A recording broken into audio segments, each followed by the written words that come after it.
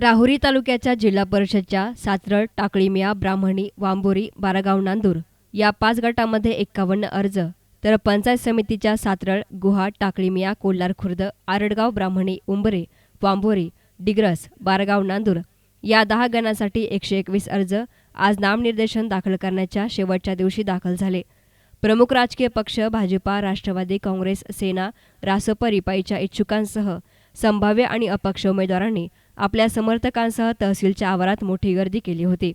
निवडणूक निर्णय अधिकाऱ्यांकडे आपले उमेदवारी अर्ज दाखल केले आहेत. यात सर्वच प्रमुख पक्षांच्या ग्रामीण भागातील गडी सांभाळणाऱ्या सुभेदारांचा समावेश होता.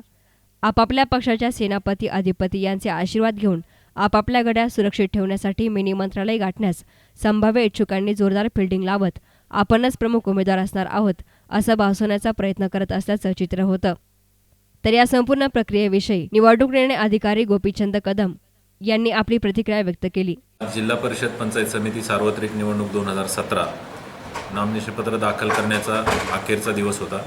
आज दुपारी 3 वाजेपर्यंत जिल्हा परिषद गटासाठी एकूण 51 नामनिर्देशनपत्र प्राप्त झालेले आहेत आणि पंचायत समितीच्या 10 गणांसाठी एकूण 121 नामनिर्देशनपत्र प्राप्त झालेले आहेत. उद्या सकाळी 11 वाजता या सर्व नामनिर्देशनपत्रांची छाननी करण्यात येईल.